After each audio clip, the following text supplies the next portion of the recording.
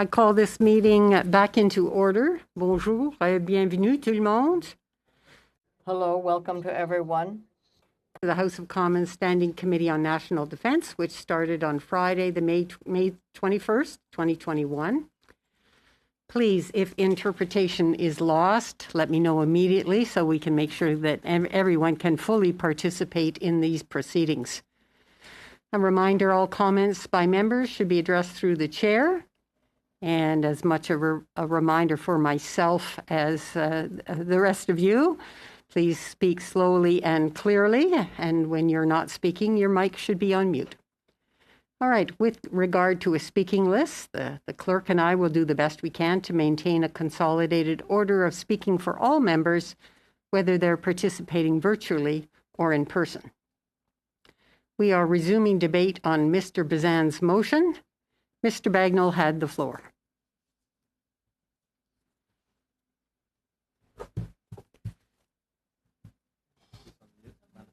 Oh, looks like you're on mute, Mr. Bagnall. Okay, how's that? Hear that okay? That's perfect. Okay, thank you. So, as you know, we're, just to recap where we are, we've been about 58 hours and 49 minutes on this very important topic. We found out systemic inappropriate sexual conduct in the Canadian military. Had many witnesses, sad testimony from survivors. And so this has been going on for decades upon decades. We certainly need very complex and important action to try and turn the tide of this. And the major items we heard from the experts and from the survivors were on the culture change, which I'm sure we'll be hearing more of today, the fear of reporting, partly because of the order of the chain of command, fear of reprisals if you do report, that could affect your honored career that you've chosen. And so that's why I hope we can get to the report as soon as possible to deal with all these very serious issues in the military, where we can do what we can as part of helping the survivors. The minister have already taken action by appointing Madame Louise Arbour, and a number of steps are being taken. I think in the previous meeting, I went over almost an hour of things that have been done already, but obviously more needs to be done. And we could certainly be part of that if we could get to a report right away. And I think the purpose of the report would be for the department and the minister to make the changes and admit that we're talking about. I don't imagine there's any member of the committee that does not want those changes to be made, that we recommend or taken seriously, and that the government should respond to them. So I am going to, and somehow that isn't the case in the present motion. So I'm going to propose an amendment that the government does have to respond to the things that we're suggesting, that the things that the survivors have suggested, the things that the experts have suggested, which could be a very productive report. But we want to make sure that, and I'm sure all committee members do, that the government takes action, the minister takes action on the items that survivors and experts have recommended that could help the department move forward, so it would be a safe working environment for the members, both of CAF and of the department. So the amendment I propose is to remove the first part of subsection 2 that says the committee declines to request, pursuant to Standing Order 109, that the government table a comprehensive report. So I would remove the part that says la committee refuse de demander conformément à l'article 109. That I would like to remove that the committee declines to request pursuant to Standing Order 109 that the government table a comprehensive response to the report. Would add that pursuant to Standing Order 109, the government table a comprehensive response to the report. So conformément à l'article. That pursuant to Standing Order 109, the government files a comprehensive report. Thank you, Madam Chair.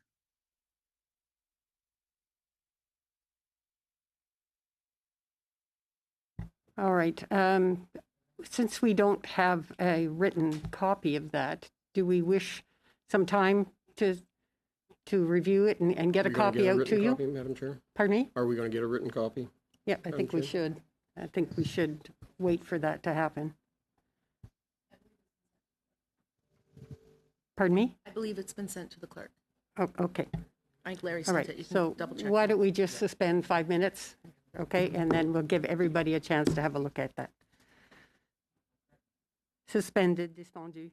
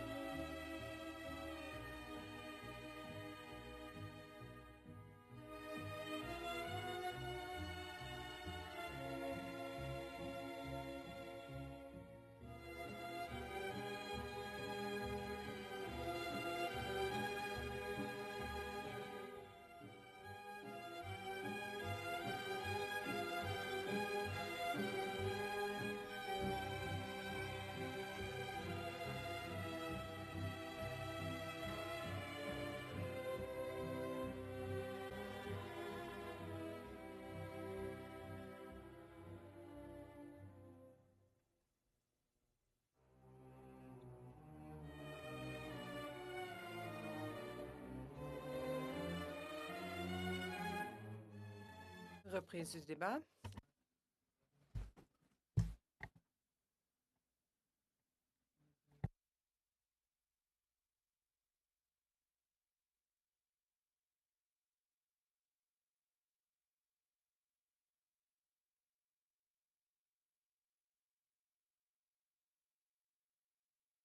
Sorry, Mr. Bagnall, you're on mute.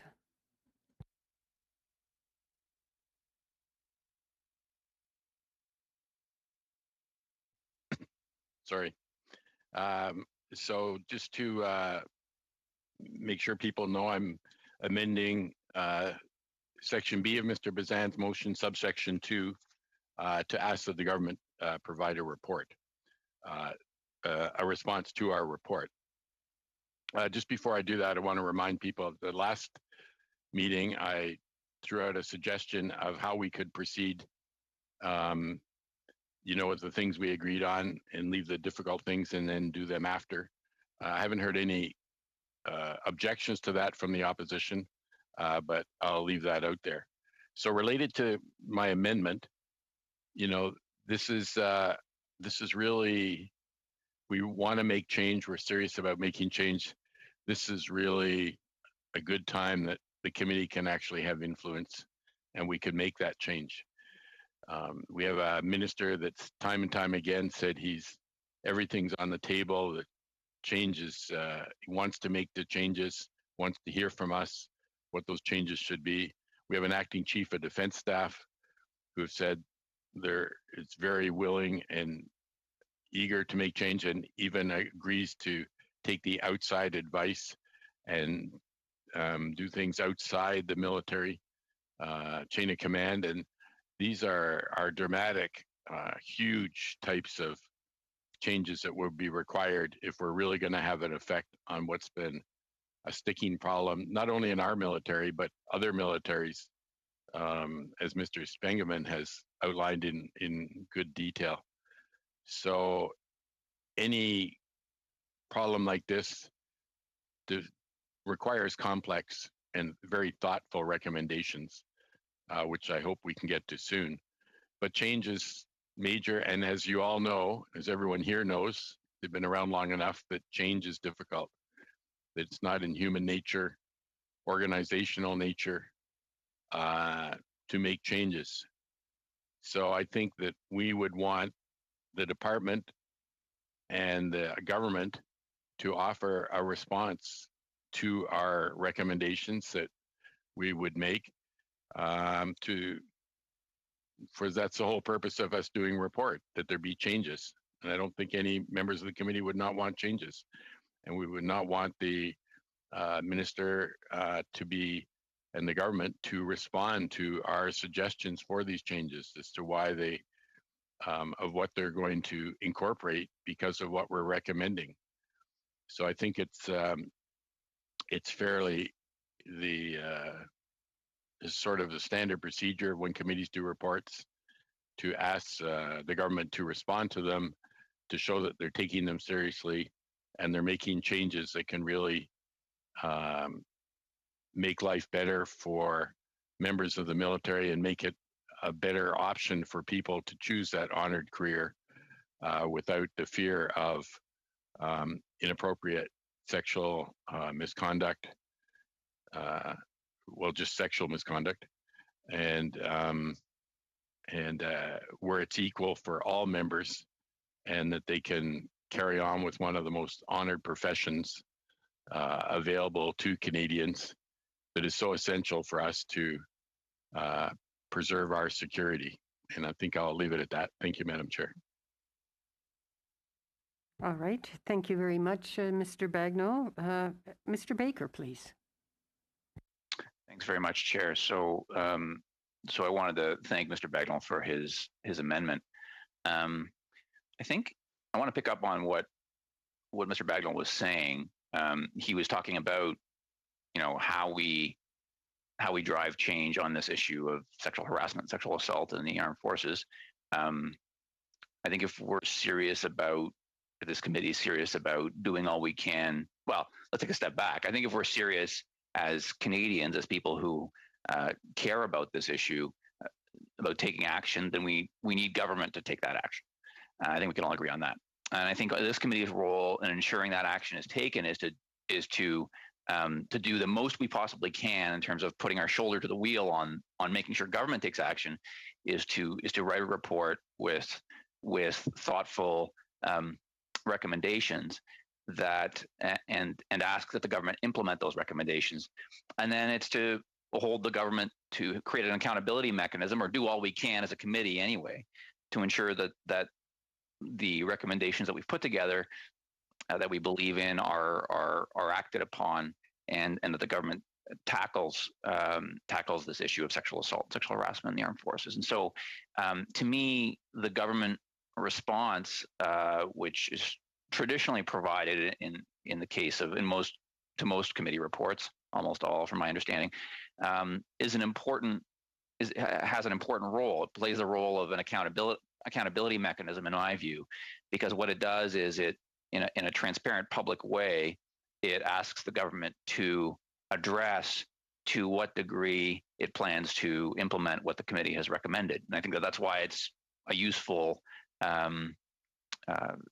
it's an important mechanism when committees issue reports. And I think it's important that we have that response in this particular case. I think we've all been, shaken by what we've heard from some of the folks who've testified at the committee.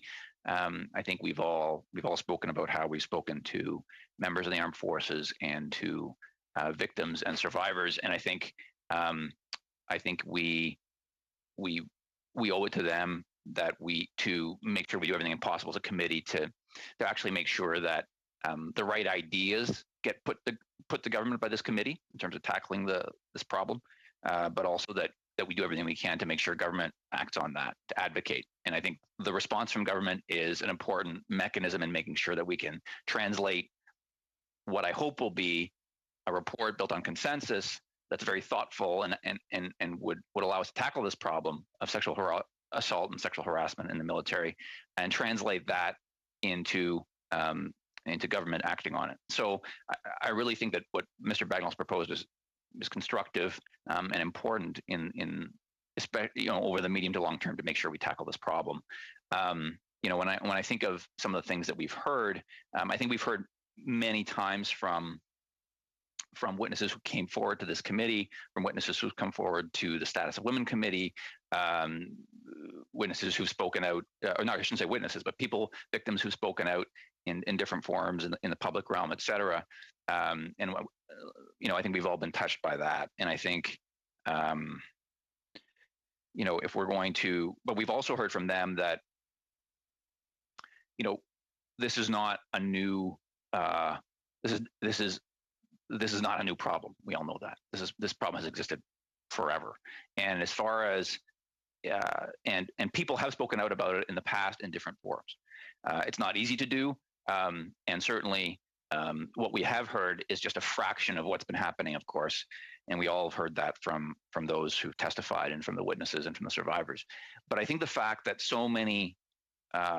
there have been so many victims, and such a small fraction of them are heard from, such a small fraction of their cases of this problem is being tackled, of those cases are being addressed and brought before an appropriate enforcement mechanism, I think shows how important the accountability piece of this is. It's not just about putting forward good ideas. It's about putting forward good ideas and then making sure that we are all on the same page, no matter which political party you're a member of or elected from, in making sure that this government and the following government and the government after that continue to move the ball forward on this issue, because I think we would all acknowledge that this is a complex problem, it's a difficult problem, and it's going to require commitment from all future governments if we're going to tackle it.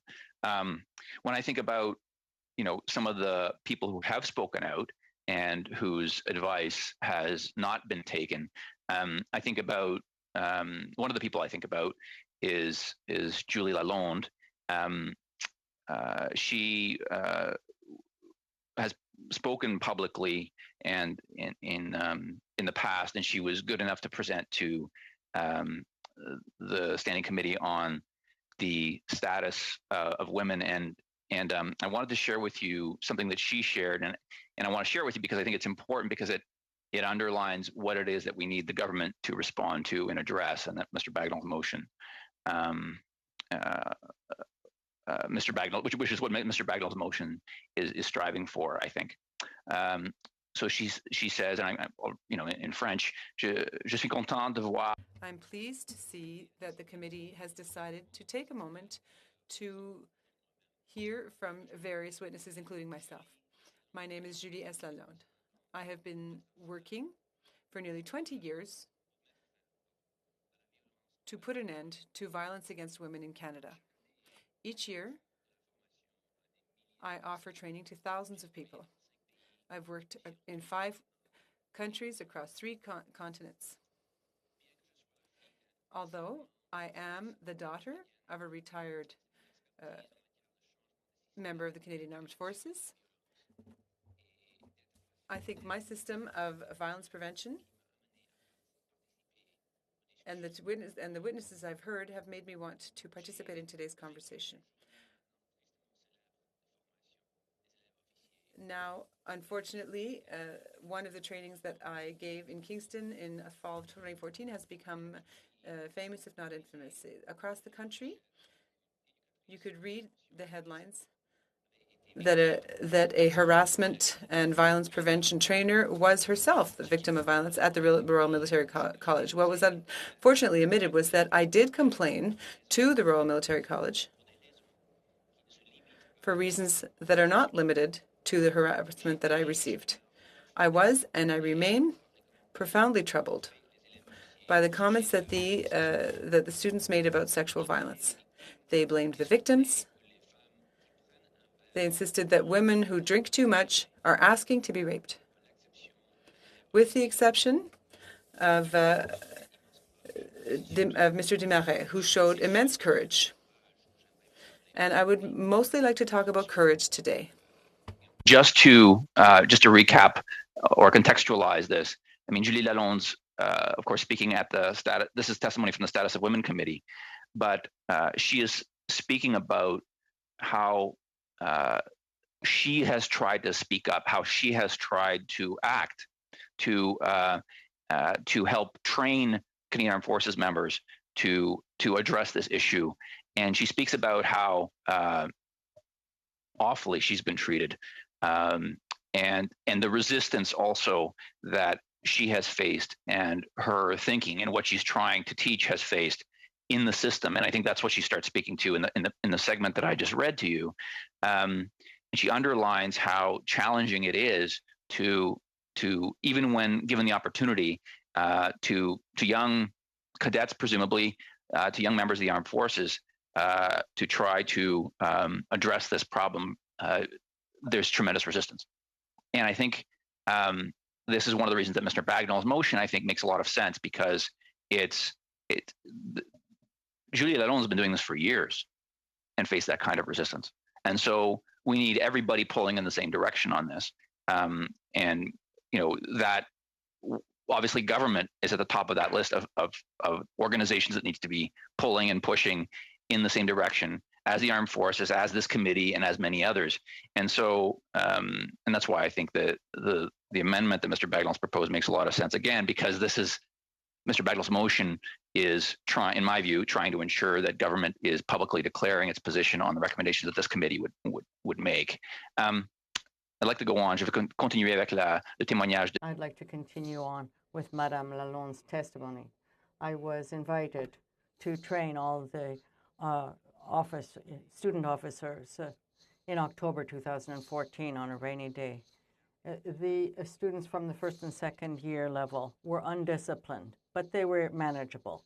The group of third year was really the worst public that I ever had to deal with. Yes, I was accused of hating all men, and they made a mockery of the question of consentment, and they took every opportunity possible to reject the possibility that they would ever have. And in a hard moment, I lost it. and they were furious that I spoke about witnesses, and they started screaming at me. And once again, you can see here, Madame Lalonde is describing what happened. And for me, what I'd like to note, what I concluded from this paragraph that I read from her testimony, was that she is meeting with a resistance, not just resistance, but she's being subjected to misconduct, bad treatment, because she's trying to work to solve this problem of harassment and sexual misconduct in the armed forces. And these are very young students, third-year students that she's speaking to. So once again, it's showing to what extent the resistance, the resistance of the culture is there. And this, another reason that they're resisting it, it's cultural. But I think that that's why we have to, both the committee and the government and the Canadian Armed Forces, all of us have to really work hard and to really push to be clear to correct the problem. I'll continue with her testimony.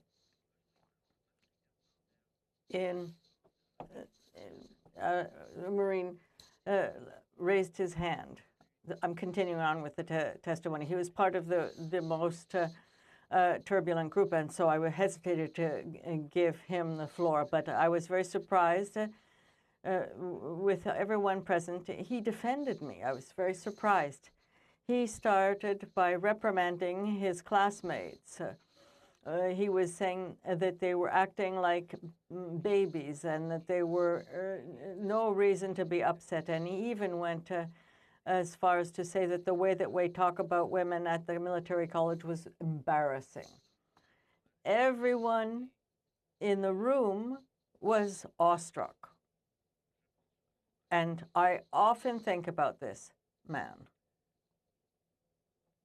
I'm sorry. In the days and the months that followed that day at the military college, student, officer, and members of the Canadian Forces used the traditional media and networking, social media networking, and to compliment those who had attacked me, and that it was good that they was derailing this work that I was doing. But that is not a proof of courage. The people the only person in a room of 200 people was the one who had the courage and the highest level of courage. This is what we're expecting of you now. You will not eradicate sexual violence, misogyny, and other forms of oppression within the armed forces, whether it's homophobia, transphobia. It can't be done to erase all of this unless it's taken on with courage. We need to take on the rape culture, toxic masculinity, and give the hope to survivors. And we have to really make them uncomfortable in the armed forces. We can't change anything that we do not name. So I'm going to stop now at this point, because I believe that what Madame Lalonde is saying in her testimony is extremely important. Yes, she was talking to our committee, to the Status of Women Committee, but it's important to remember her testimony. She said, and I'm going to repeat one sentence that she said. She said she was talking about the Marine that spoke up. To be the only person within a room of 200 people to say something was an act of courage of the highest level. So my question to my colleagues on the committee is, what we're doing an act of courage of the highest level? Or asking it in another way, what would the highest level of courage that we should be showing? That we should be showing to our other colleagues, to the government? What is our act of courage? For me, our highest level of act of courage for us would be to put out this report, to write the report in a constructive and productive way, and also to ensure that the government will act on our recommendations. And what Mr. Bagnall has proposed is an amendment that I think would help to ensure it's a critical mechanism for us if we will want to act to ensure that the government will act on our recommendations. Because if we don't do that, if we don't ask for a response from the government, what I believe is that we will, even if we create a report that is constructive, that has great recommendations, and I really am optimistic that that will be the case, but even if we do so, if we don't demand a response from the government, we will not be asking in a way that we can ask that the government act on this issue.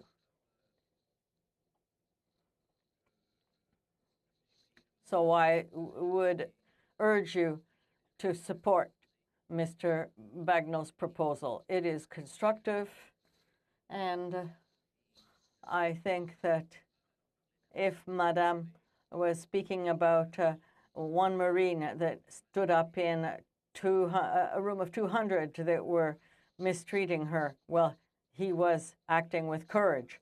So I'm not asking my colleagues today and in the weeks that follow such an act of courage. What he did was really courageous. Well, all I'm asking you is to do what we can. And it's not even courage that it really requires.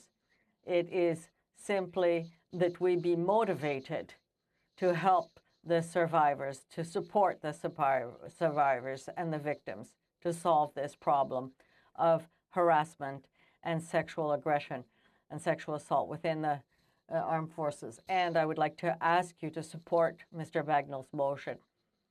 It is one way to ensure that the government will respond to our recommendations, and that we'll be able to do all we can to solve this problem of harassment and sexual assault within the armed forces. Thank you very much, Madam Chair. On to Mr. Spengeman, please. Thank you very much, Madam Chair, and good morning, colleagues. And I'd like to thank, first of all, Mr. Bagnall for having introduced his motion to amend the previous motion and to ask for a government response. I'd also like to thank Mr. Baker for his intervention, which in very compelling terms restated the profound moral question that we're facing, and he restated it through the testimony of Ms. Lalonde, as others have also come forward and spoken to various committees. But most importantly, this question is one that our committee is seized with, and this is a question that really has the eyes of the country on it, and there's an expectation that's increasing day by day, week by week, that this committee come up with a report that will move the yardsticks on this question of systemic sexual misconduct in the armed forces. I have, in previous interventions, I've outlined the state of affairs in a number of allied forces that we work closely with, including the United Kingdom, and I've got some comments on New Zealand. There's other forces, South Africa included, dealing with this issue in similar ways, roughly at the same time. A lot of the reports that I've looked at began right around the time when this became an issue following the release of the Deschamps report. Some of them more recent. The international landscape really gives us an appreciation of the systematic nature of this issue. It's something that's far greater than just the problem in Canada alone, significant as that problem is. And in a very deep sense, our allies are grappling with the same issue.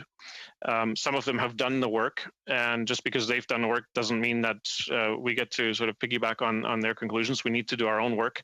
But I've introduced that evidence, that state of affairs, as illustrative of the magnitude and the severity of the issue, and the conclusion that if we do not take it seriously, if we do not resolve it, there are not only most profoundly the lingering moral question of the conclusion basically that we've failed the serving women, past serving women, and future recruits in the Canadian Forces and men, but also that we are moving into an area where there are going to be operational ramifications with respect to this question remaining unresolved.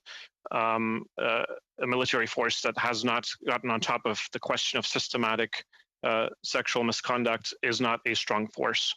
It will be weaker because of the residue of that problem. And that has a broader implication with respect to the work that we do internationally, be it through NATO, be it through the United Nations and peacekeeping operations. If we are not a strong ally to those who we work with, then the entire assembled force, be it a coalition force or be it a UN force, is going to be less effective. And there's yet another layer. If forces do not take systematic sexual misconduct seriously within their own ranks, there's also a high risk that sexual misconduct will extend not only to other serving members of that same force or other forces, but also vulnerable civilian populations. And with that in mind, there's some work that's been done in that area already through NATO and through DCAF, the Center for the Democratic Control of the Armed Forces, and other entities. So the more leadership we put behind this as Canadians, the more effective our alliances will be through NATO, through the UN, in contexts where there are pressing global issues that need to be resolved. So I'd like to just put that to the committee for consideration. Again, the bifurcation being that there's a moral component that is fundamentally important, but also an urgent operational component. Canada has invested a lot of resources, a lot of thinking, a lot of leadership in the question of women in peace and security. We are talking to our allies, we're talking to UN agencies and others to increase the number of women serving overseas in our peace operations, to not only increase the number, but also put women into leadership positions, into peace building positions.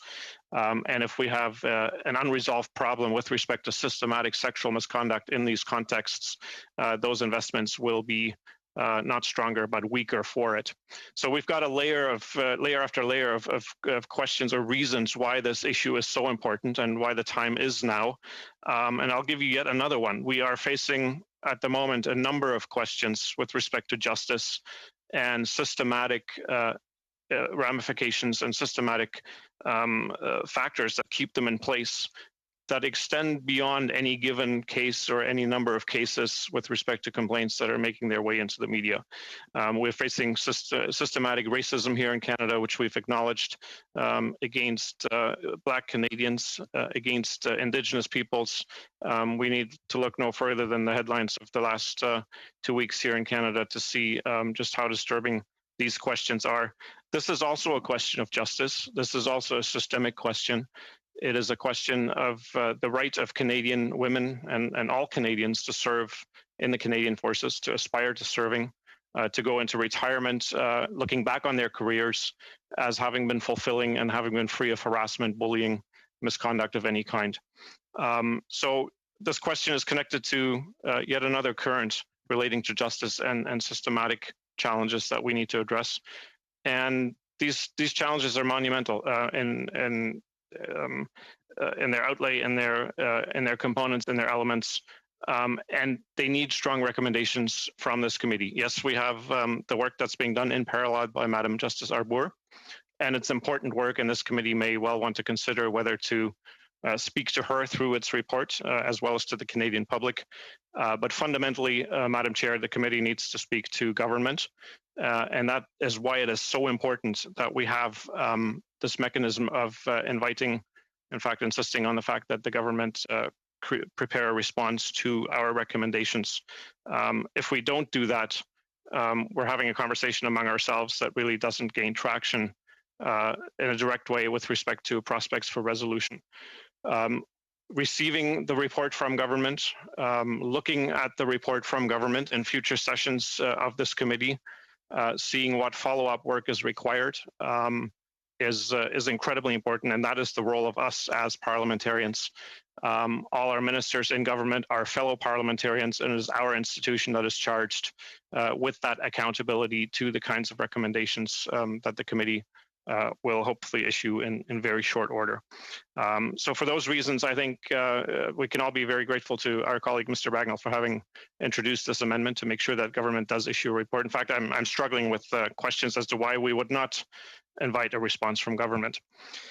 And Madam Chair, I've highlighted a number of components of the work of the United Kingdom that's been done in this respect. What I've not gotten to yet is their recommendations, and I will do that in a minute, their recommendations with respect to a centralized authority that they have put forward. I think it's important for us to look at those recommendations, but with the lens of this being the kind of recommendation that would move the yardsticks and that requires a government response. If government tells us that certain recommendations aren't viable or they're already doing them or a different approach is required, we need to receive that information in the form of a response from government. The UK has, following the Wixton report, come forward with a response and with a review process a year later, which I will speak about later on. Through the Right Honourable Ben Wallace, MP, Secretary of State for Defence, that was issued in December 2020. So, if government action is required is requested on an urgent issue through a report like Wixton, and government is invited to step into the fray, as in this case the minister said, the door is wide open. We need to act now. The time for patience is over. Good things can and do happen. And that is why it's so important for this committee to at least take note of the work that's been done elsewhere. Again, it doesn't replace what we need to do here as members of parliament, but it gives us guidance. It gives us a sense of reality. It gives us insights into the opportunity to actually move forward within a very progressive time frame. Again, in parallel with the work that Madam Justice Arbour is doing. So, Madam Chair, if you'll allow me, I've got a few issues that I wanted to just raise and didn't get to in my last intervention. But then, most importantly, what I wanted to put to the committee is a list of about a dozen or so recommendations with respect to the Central Defence Authority in the United Kingdom. And again, if this committee makes the recommendations similar to the tenor that the UK has developed, it's almost unimaginable why we would short circuit or sidestep the question of a government response. You know, the government is accountable to Parliament, and we in turn are accountable to the Canadian public. That is the central line of accountability in the Westminster system. So again, with my gratitude to Mr. Bagnall, I wanted to just touch upon a few remaining items from the Wixton report before concluding in this intervention. Wixton made recommendations with respect to communication being central to the elimination of systemic sexual misconduct in the British forces and getting at individual complaints in such a way that victims and survivors are empowered to come forward.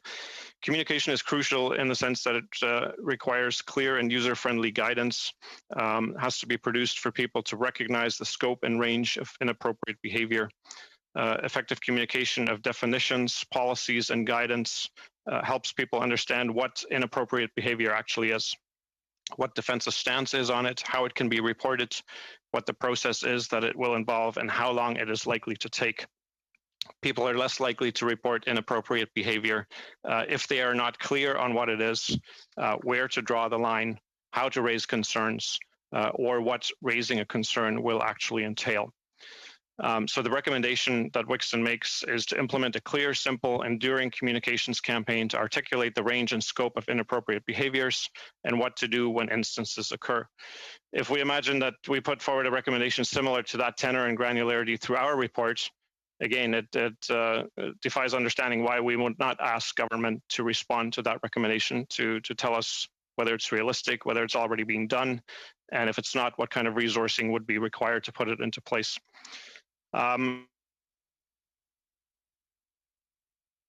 The UK also has made for all defence personnel. Again, that's something that our committee could turn its attention to in the formulation of our recommendations, and also ask government to respond with its position on such a suggestion. In the United Kingdom, mediation has been suggested as an area of attention. The report concludes that mediation is only currently utilized in small pockets across defense, with its use being viewed with caution by the Service Complaints Ombudsman. The benefit of certified and professional mediation for individuals and organizations are widely recognized. However, with much useful material produced by the Arbitration Conciliation Advisory Service and the Chartered Institute of Personnel and Development. In her review, Sue Owen reported that one of several changes respondents to her survey wanted to see was the option of using informal resolution, including mediation, in preference to formal procedures, where that would be more beneficial.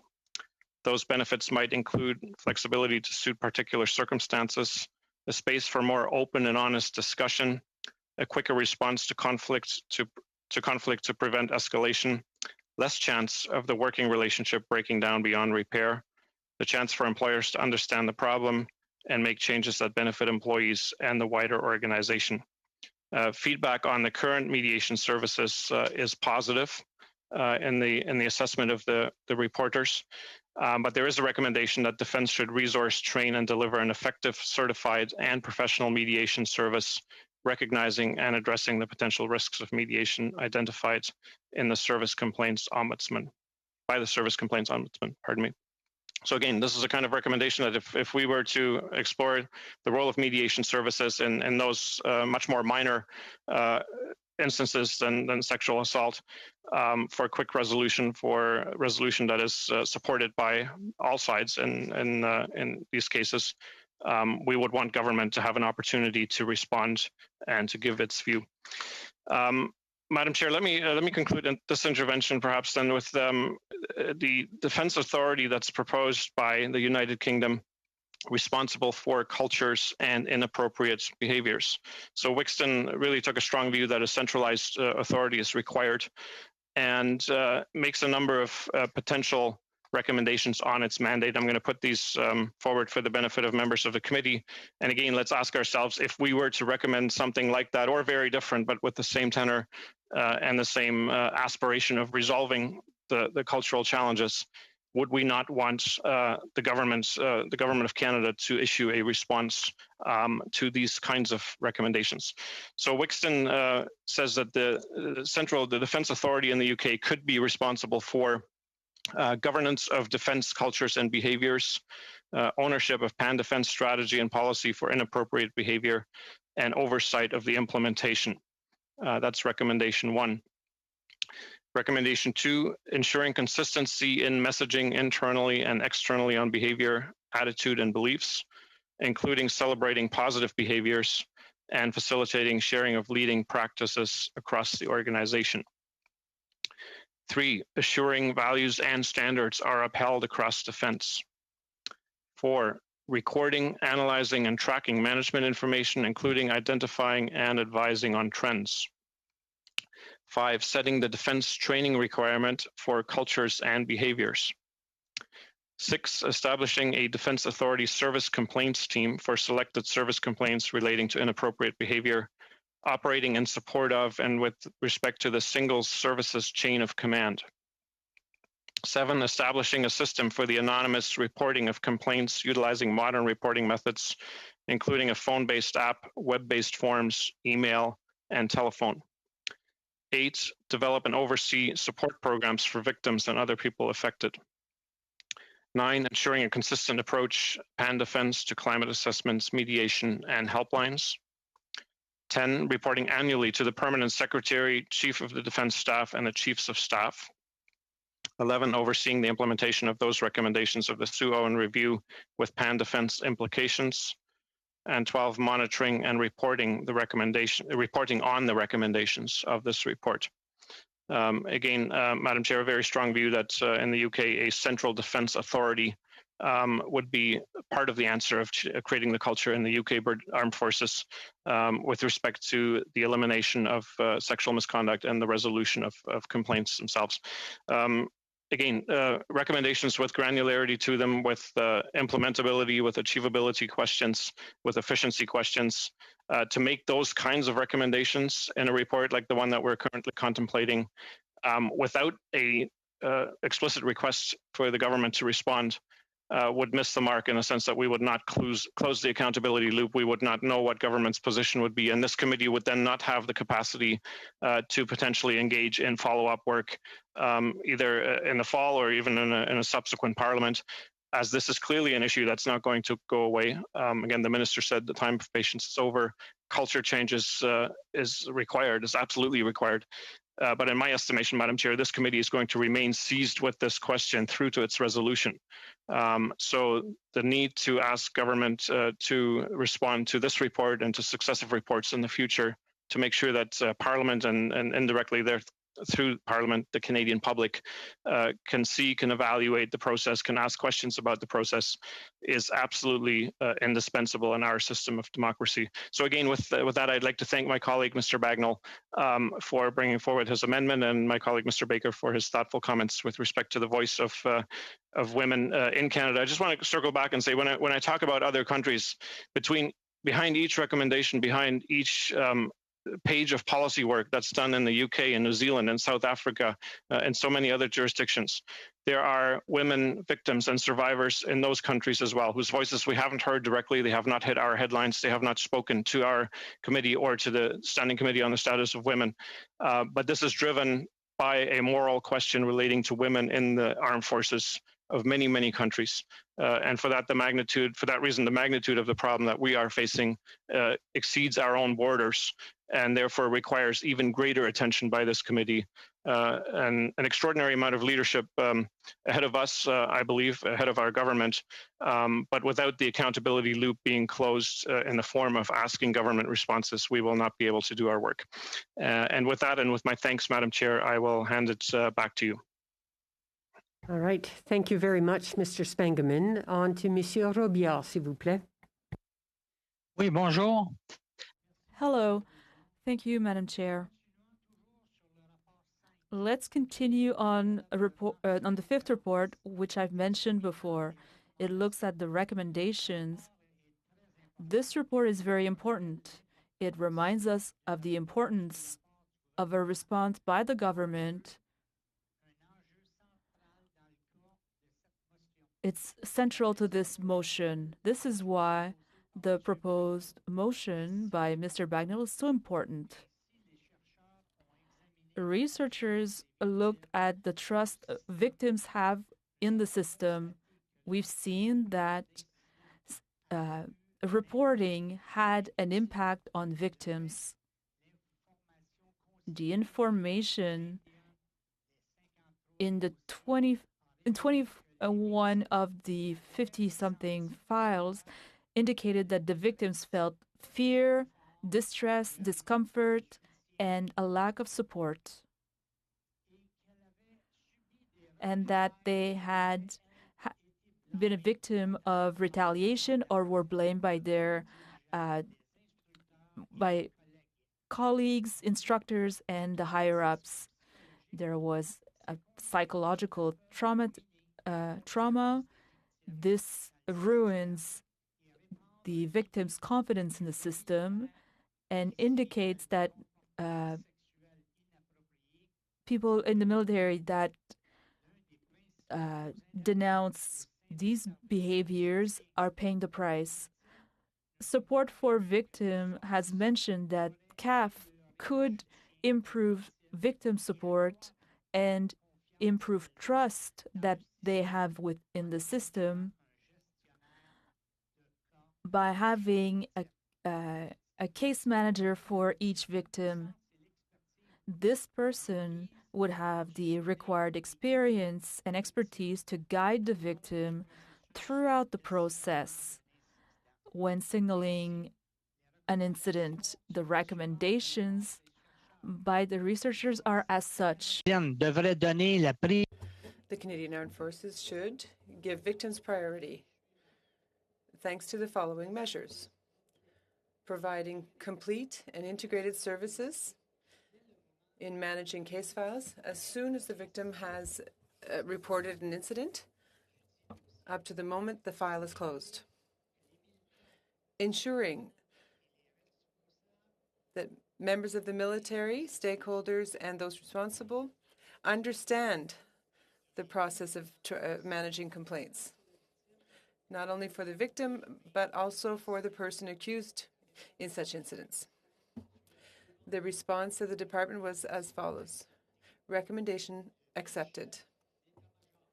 The Vice Chief of Defense Staff will supervise the development of an exhaustive plan for Operation Honor, which will designate victim support services and the implementation of a national integrated code as main efforts. The Intervention Center for Sexual Misconduct will be proactive in developing this plan. The Center's charter will be amended in order to allow for greater collaboration with the upper levels of the National Defense Department, as well as the Canadian Armed Forces. The campaign plan will be distributed for review and approval no later than October 1st, 2019. The Canadian Armed Forces will continue to develop and publish new policies, including administrative orders and directives for defense, as well as a manual on Operation Honor as an exhaustive source of information for processes related to inappropriate sexual conduct. The forces will continue to improve an environment of respect in the Canadian Armed Forces and producing reports in order to guarantee the broadest possible distribution of information. The Strategic Intervention Team of the Canadian Armed Forces on Sexual Misconduct will ensure that the various sources of information, such as the manual, the website for Operation Honor, as well as the mobile application, will ensure that respect within the ranks of the Canadian Armed Forces has more information as to the policies and processes. The workshop, the mobile app, and the website are already up and running and will continue to be updated as new information comes in and as new orders and policies are created. The draft version of the manual is being perfected and polished and before being distributed to the Chief of Defense Staff and the Minister for approval.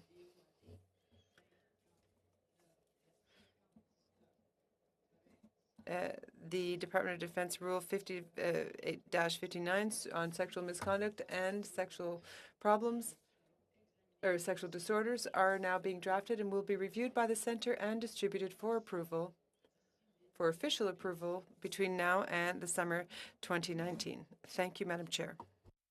All right. Merci beaucoup, Monsieur Robillard. Thank you, Mr. Robillard.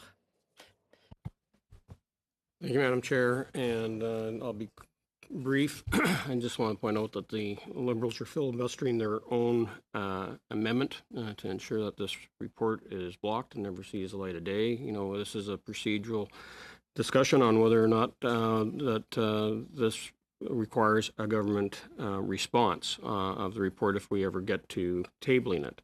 I should point out that there is an advantage in not having the government respond in writing, because it allows the opportunity for the House of Commons to actually have a concurrence motion and a 4-hour debate where the government can respond verbally and talk about the value of this report and have this report come to a vote in the House of Commons. So for that reason, I will be opposing this amendment by Mr. Bagnall.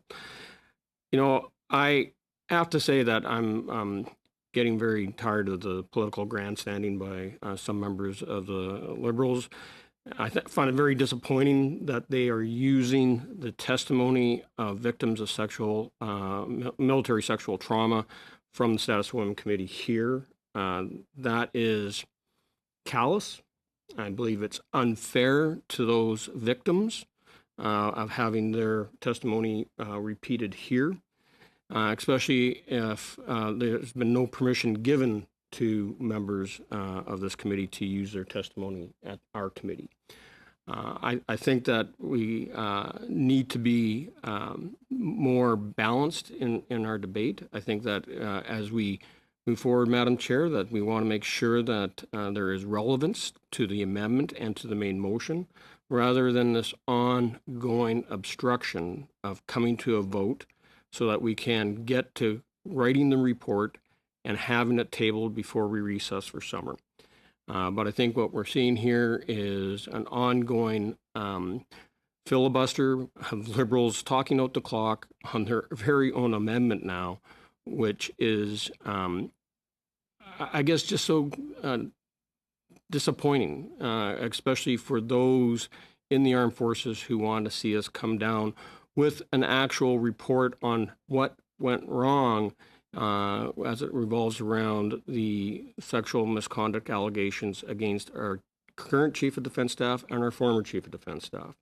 And by sitting here and debating needlessly and endlessly is very disheartening to those of us that want to get to a report.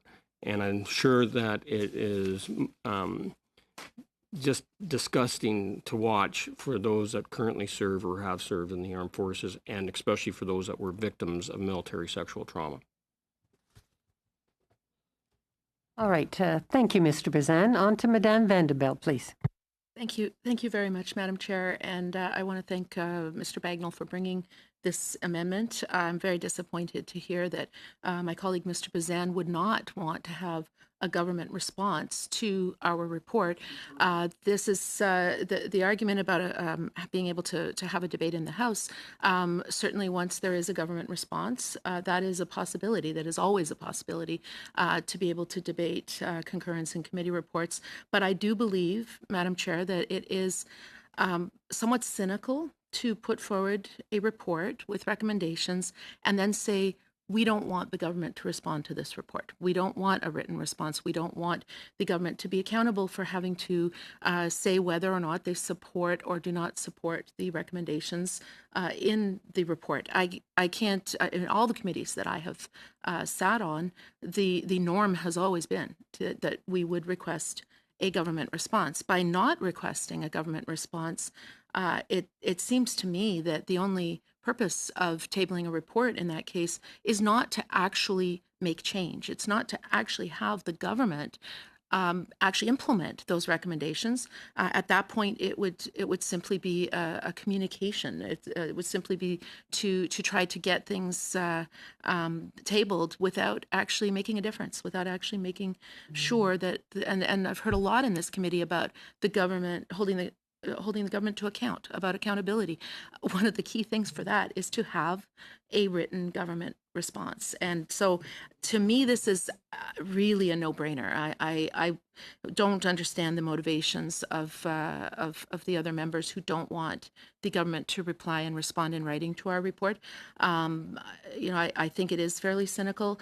I'd also like to point out, Madam Chair, to talk about giving voice to survivors, to amplify the things that they have said before Parliament, in committee, in testimony. To call that callous, I think, is really doing a disservice, because one of the problems we've had in all of the decades that this has been occurring is that there has been no voice, there has been no amplification. When survivors come forward, when they speak before a committee, that's not an easy thing to do, regardless of what committee it may be. And one of the things that's very important for us as legislators, as public officials, is to amplify the voices that are rarely heard, to amplify the voices that, for whatever reason, have been ignored historically, or have been silenced or self-silenced out of fear. And when those voices speak out in a public forum, I think calling it callous for us to repeat and reinforce and amplify the things that they're saying, again, shows a tremendous amount of cynicism.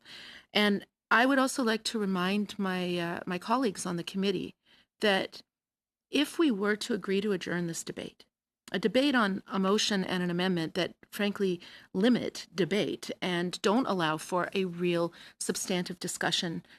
If simply agreeing to adjourn the debate right now, right at this moment, we would be going into the study on the reports. The next item on our of business that we have in this committee, and we did actually have some meetings where we were studying the reports, and I'll remind our colleagues there are 3 reports, and we were actually making quite a bit of progress on those reports.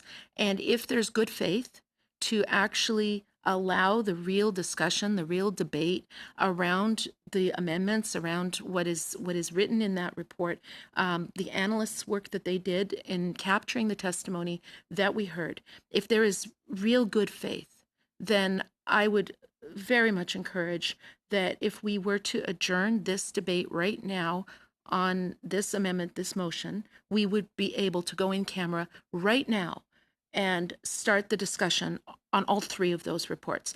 And the fact that the opposition is forcing the chair to suspend every meeting instead of adjourning the meeting, because we need permission to adjourn the meeting at the end. The chair can't do that unilaterally. So, and they've made that very clear in the past that that the chair can't do that. The only option then is to suspend meetings at the end of the time scheduled, which means that we come back to this motion when the next meeting starts.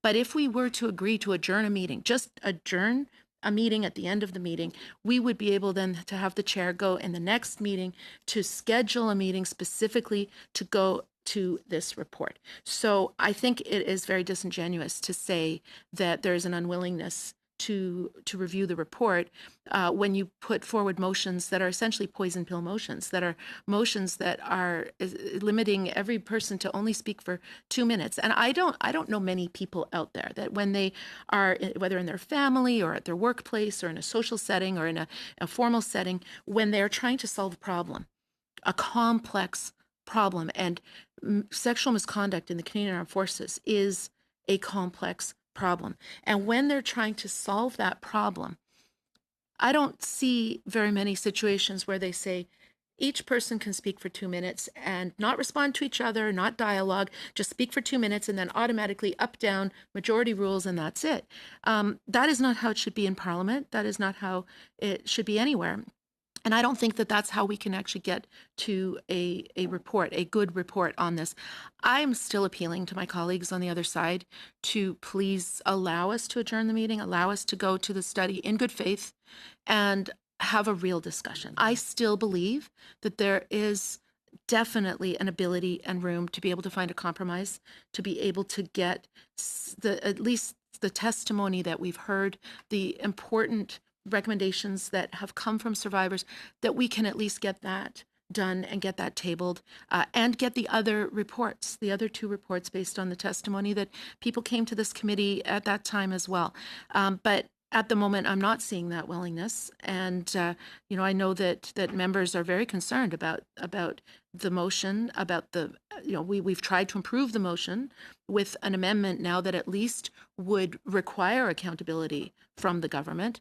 I cannot imagine the reason why particularly opposition parties would not want the government to respond unless they're not interested in hearing what the government has to say. They're not interested in dialogue. And it's clear that there is very little interest in dialogue, because to have a motion that says you can only talk for 2 minutes and then that's it, every person talks for 2 minutes and then you don't have the back and forth, the motion itself is to say that there's no dialogue.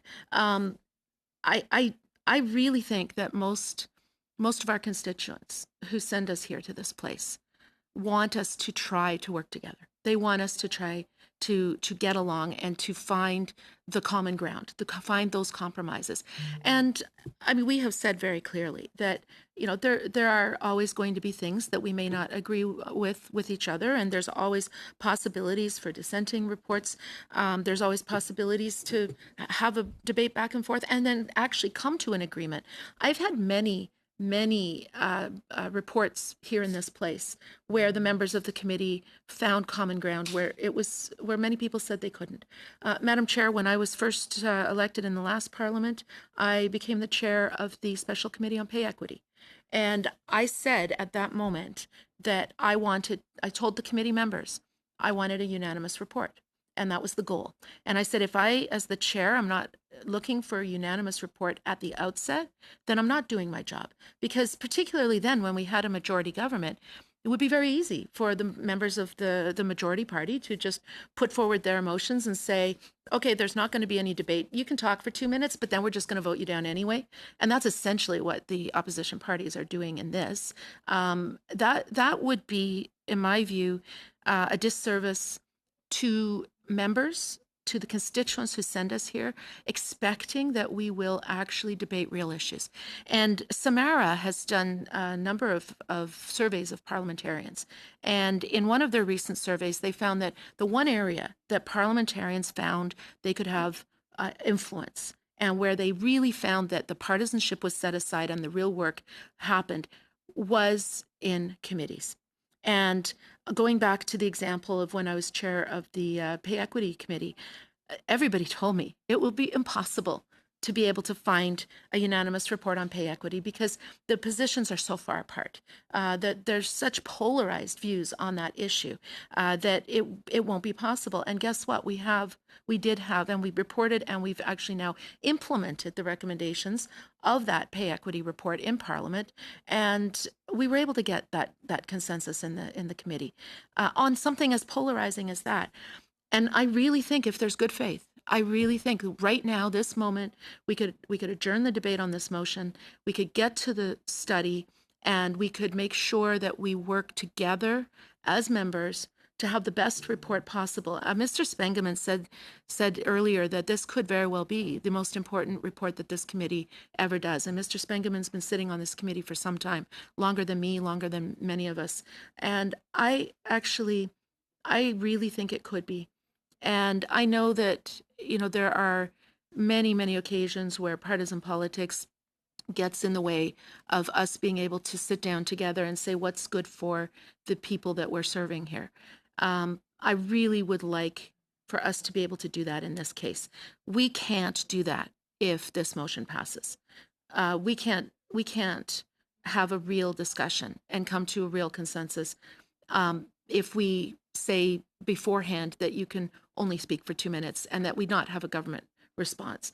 And I am very surprised, Madam Chair. I am very surprised, actually. I expected that at least on the issue of having a government response that the opposition would be supportive. That is something that, as I've mentioned before, it is the norm. It is something that is done. I don't even remember the last report that didn't ask for a government response. In certainly the committees I've been on, I don't have any recollection of that. The only thing I can think is that it is because given the two things together, where you can only talk for 2 minutes and then vote up, down, and we know that the opposition parties are a majority, so voting up, down, they could push through anything that they would like to see or not see in the report. And then after that, not having a government response is essentially trying to ensure that it is a political position being put forward. It's not something that you're trying to get action and trying to make a difference.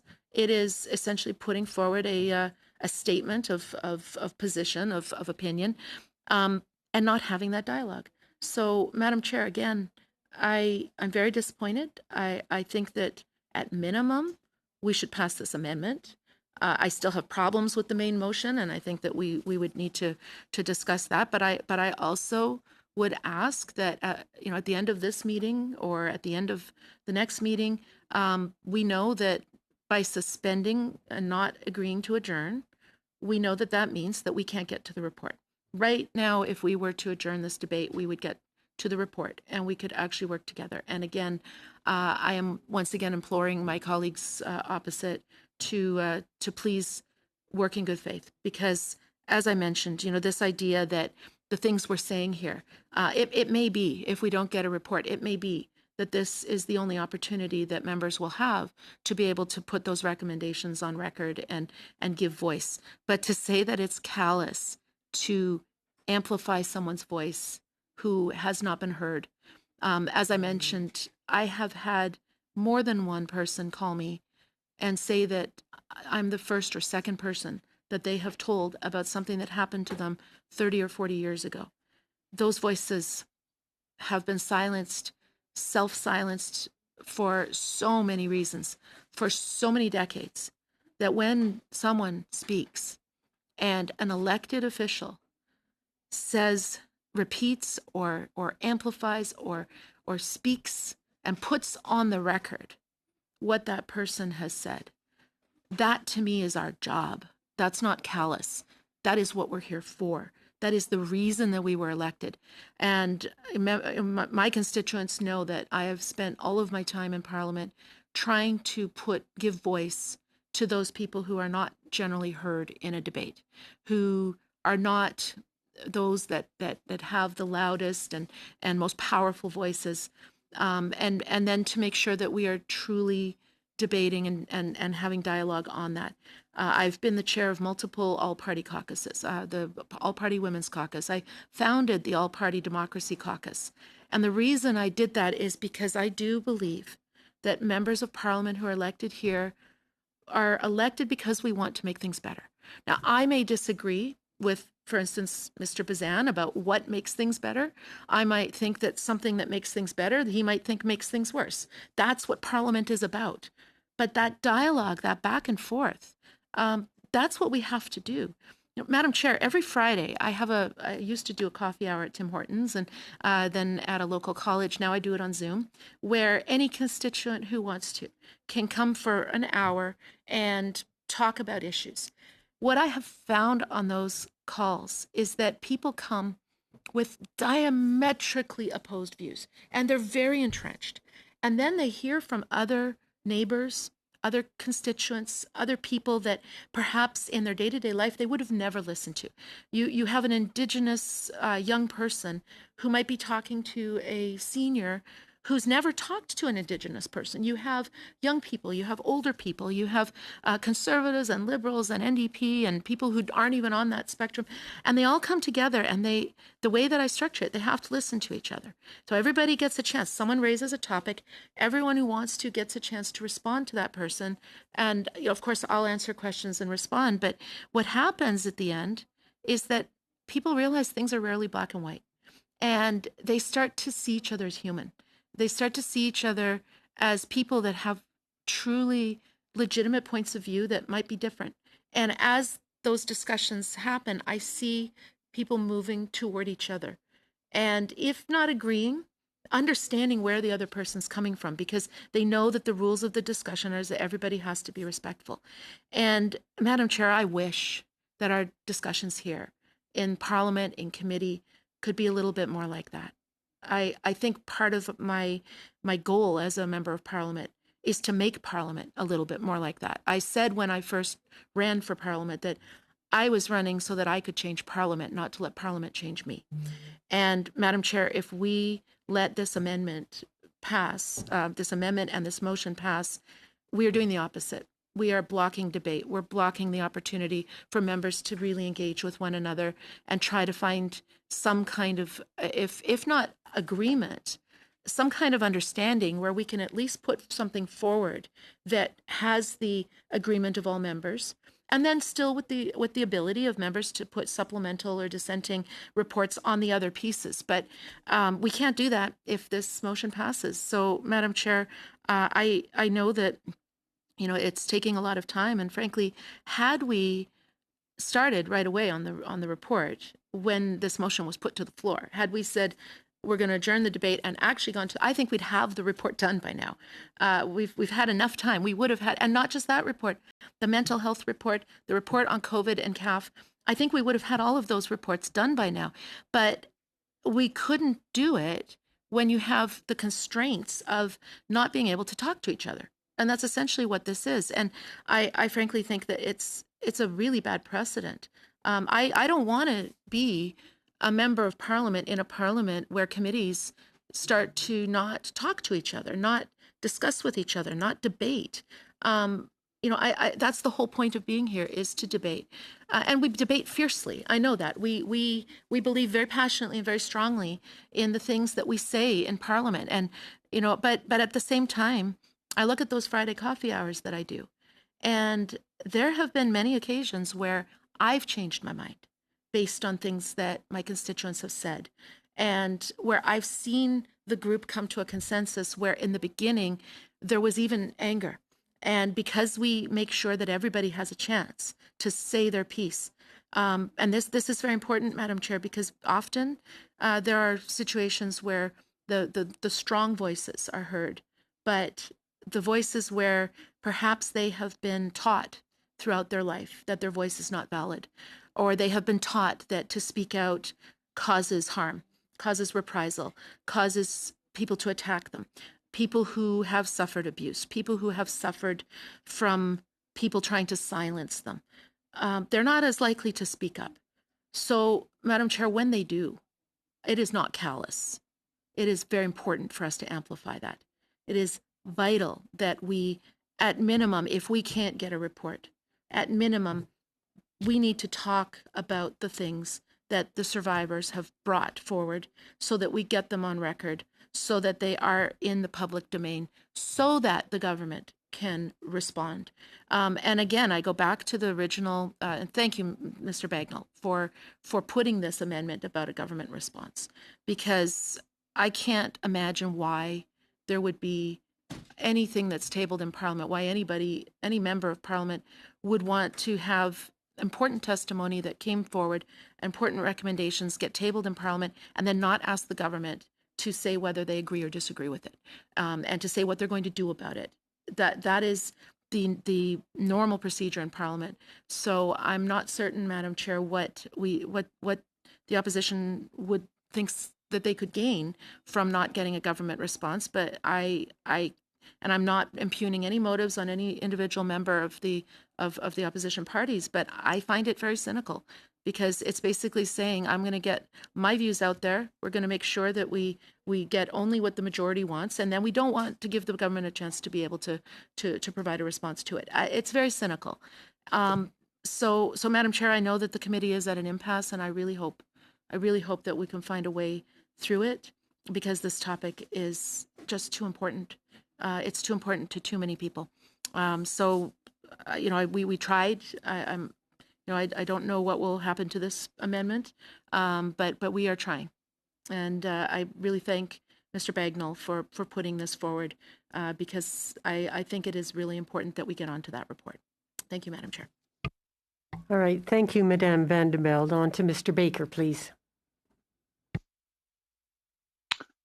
Thanks very much, Madam Chair.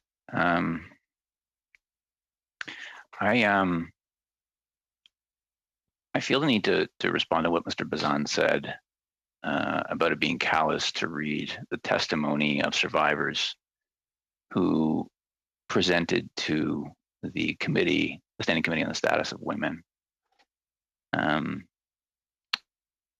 After Mr. Bazan spoke, I looked up the definition of callous, and it says showing or having an insensitive and cruel disregard for others. The only thing to me that would be, what would be callous, would be if this committee didn't undertake to listen to the survivors and to heed their stories and to act on what they're recommending, what they're asking, many of them are pleading with government to do and have been pleading for far too long. That would be callous. Hearing these stories, sharing their stories, which they have had the courage to share publicly, is not callous, and they need to be heard. If we don't hear them, how will we ensure that those listening know that it's time for change? How will we, if we don't listen and share those stories and then listen to them, how will we understand their concerns, like truly understand their concern, so that we can address them? And if we don't share those stories, how do we motivate MPs and people in government and leadership of the armed forces and people throughout the armed forces to act, to do right by them, do right by those survivors? It's not callous to share their stories. It's callous to ignore them. And it's callous to try to silence them. And most importantly, I think, It's insensitive and cruel. It is callous not to do everything possible to act on these stories.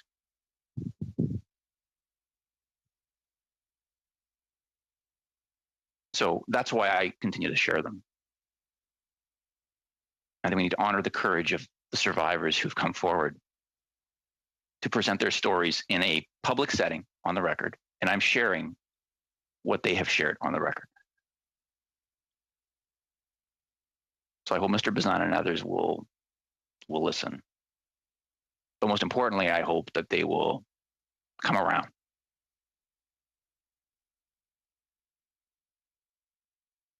Because what we're debating right now, this amendment and the original motion that Mr. Bazan put forward, Mr. Bagnall's amendment and Mr. Bazan's initial motion. Mr. Bazan's motion is designed to undermine the writing of the report. It means we cannot take what we've heard from their stories, the survivor stories, and translate it into action. That would be callous. That would be cruel. So that's what I'm fighting for. And I'm going to continue. I want to continue sharing with you what I'd started sharing in my prior intervention that Madame Lalonde, Julie Lalonde, had shared with the Status of Women Committee.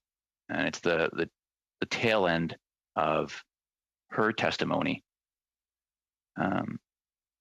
As you'll recall, Julie Lalonde was invited to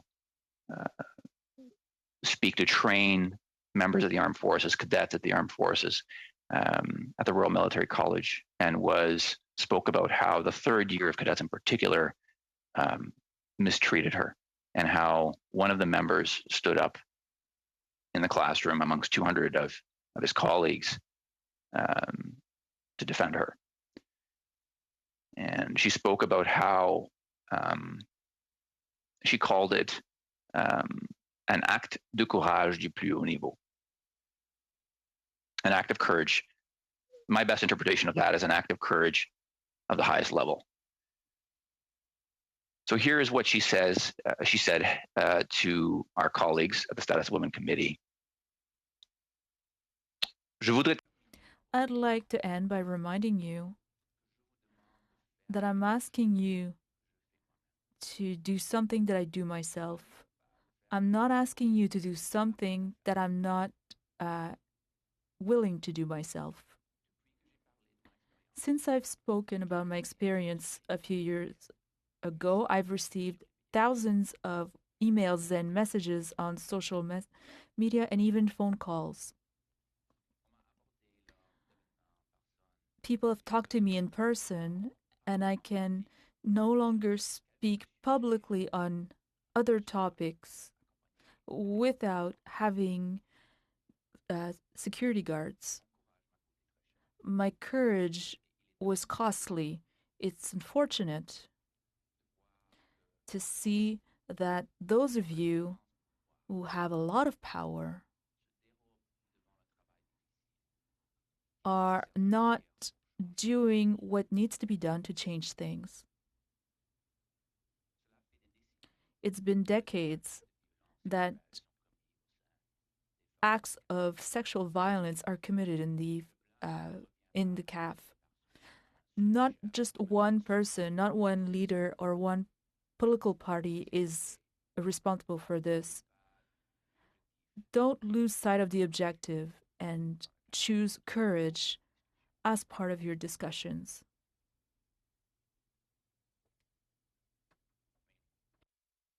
I think that testimony is very powerful in any setting, but I think it's incredibly appropriate here in the context of this discussion. I don't know what Madame Lalonde would say, what Julie Lalonde would say if she was testifying before us right now, but these words that I just shared with you that she shared at the Status of Women Committee, I think apply here. She's asking us to do something.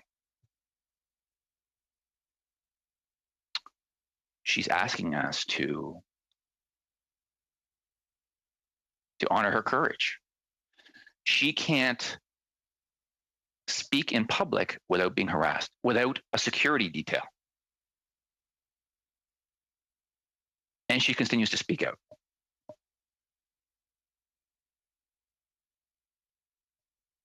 So certainly I'm going to share her stories. I'm going to share her experiences.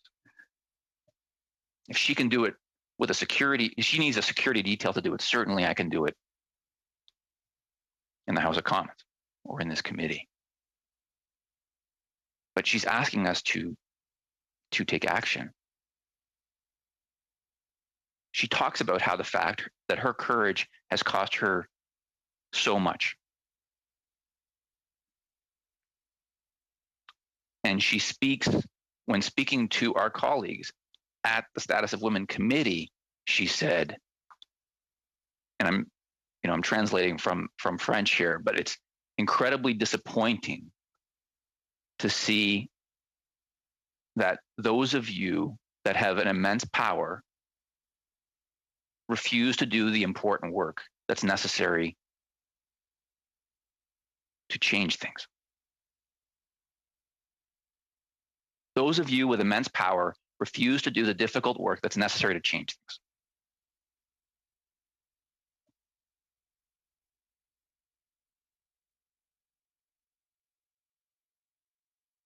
I know we all have different perspectives on what needs to be done to address sexual harassment and sexual assault in the armed forces. I know that. Just like we have differing views on a range of topics. But that's why we have to do that difficult work of sitting down, like we always do, like all committees do in the House of Commons, and debating all of the issues, channeling what we've heard, and writing a report that takes action. That's the difficult work that we can do, we must do, if we're going to honor the victims, for honor the courage of Julie Lalonde and so many others. That's the difficult work. That's nothing.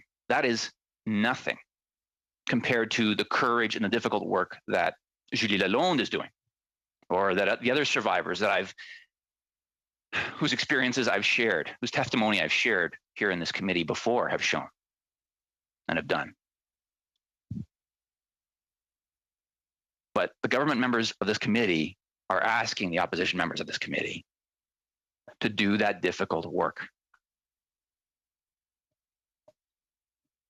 And the opposition members, by supporting this motion from Mr. Bazan, are basically saying, we don't want to do the difficult work. We want it to be easy, and we want it our way. And we want to make a political circus of it, which is a completely separate topic, but also true. Yeah, coming to consensus to write this report will be hard. It'll be really hard. But it's the only way. It's the only way forward, folks, on this issue for this committee.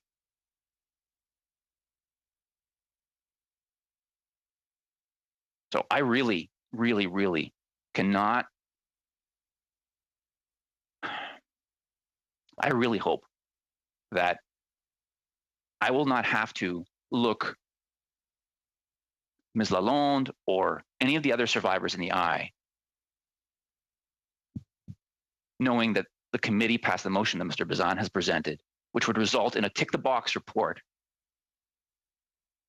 that didn't actually go through the process that's required to get to a good outcome for them. And if that happens, and if that motion, Mr. Bazan's motion, were to pass, then survivors would have every right to say to us what Julie Lalonde said to the Status of Women Committee, which is that it would be it's disappointing to see those of you who have an immense power to refuse to do the difficult work that's necessary to change things.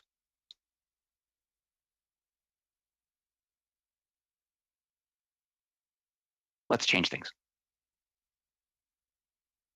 Let's pass Mr. Bagnall's motion. Let's withdraw Mr. Bazan's original motion. And let's get to work on the report. Thanks, Madam Chair. All right. Thank you very much, Mr. Baker. Mr. Bagnall, please.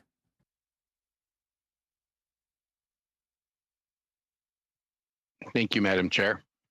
And I'll just lower my hand here. Yeah, I think we're still waiting for the opposition to respond on a couple of items, and be only fair to hear from them before we were to vote on them. One is the proposal I made last week to get to the report, as Mr. Spengeman just said. So important to get to the report and stop this stalling with inappropriate motions by Mr. Bazan. And so the proposal I had made was that we use Mr. Bazan's process to go through all the recommendations and see which ones that we could unanimously agree that we will use Mr. Bazan's process on and get those done. And they would be done relatively quickly. We would have a substantive report that would help the survivors, that would give the Department of Defense and the minister direction. And if my amendment passes, they would have to respond to that. But then we would continue and deal with those items, which, as in any committee, where we're not fully in agreement on, and have the hard discussions. And so I haven't heard any negative feedback from the opposition on that proposal, but we'll wait to see what their thoughts are on getting to the report right away with that proposal. The other item that we're waiting to hear from the NDP and the Bloc on is on this amendment, as if they think that the government shouldn't respond. We don't know that, and I think it would be unfair to go to a vote. Now, I have to apologize for making this meeting without them knowing in advance. So if we have to wait to the next meeting for them to think it out, then that's fine. I understand that. But a government agenda is tremendously complicated, and there's all sorts of things, no matter who's in government, lined up to get on the order table, to get done by committees. I think Madam Vanderbilt earlier today explained all the things related to the defense of Canada that are waiting in line on our committee. And so this is the one time when we have the leadership at CAF and leadership in the minister's office, where we could actually we have a slot in time where we could actually make a difference. So through my previous suggestion, or another way, and through this amendment, hopefully we could get to a report right away. The opposition could stop making that not possible, and we could go to the report right away and come up with some substantive things to help survivors and make the department a much better place to work. I too have to respond to what Mr. Bazan said, and I think first of all, the purpose of Order 109, Standing Order 109, is to give the government time. These are very, as I think many members have mentioned, and I've certainly mentioned, these are serious, very in-depth, complicated recommendations in which any government that's thoughtful would take the time to go over and analyze and come up with a response, not in a few minutes after a surprise concurrence motion is called. So I think it's very important to ask the government to think out and make a response, so that we know, and that the survivors know, that they're serious. What they've said and what we're responding, what the government's responding, is shows they've been taking seriously. I also thought it was. I agree with Mr. Svengeman. I thought it was shameful that Mr. Bazan suggested that hearing from witnesses or the witness statements was not the most important item, was not critical. And obviously we have a difference of philosophies here. I think of what's to be emphasized in this report, or what's the most important parts, from my perspective, and I think some of my colleagues, it's the survivors and the experts providing suggestions as to how we deal with the systemic problem that's affecting thousands of members of CAF. And Mr. Bazan seems to think that the emphasis should be on the problem with General Vance. Now, the problem with General Vance, the problem with Mr. Bazan's, that's his right. That's what he wants to concentrate on, is General Vance's problems. But what he hasn't done is admitted that what the evidence has shown is that a majority of the problems with Mr. Vance, or the most serious problem, was at his appointment. What we found out that there were two serious, well, first of all, before that, in 2018, when the Liberals, there was an email, anonymous. The person didn't want to be identified. So nothing could come out of it. And it was investigated within 24 hours as much as it could. And the information was kept confidential as the member of CAF wanted. So that was totally taken care of. I think that the members of survivors thinking that if there were many witnesses called about who passed that anonymous email that they couldn't say anything about or didn't know what was in it, to who spent all that time on many meetings, would really not think they were taking the survivors' situations and the situation in the military seriously. All right, thank you. Thank you, Yeah. Mr. Bagnall. I feel really bad for having to interrupt you, but the bells are ringing for a vote. All right, so this meeting is suspended.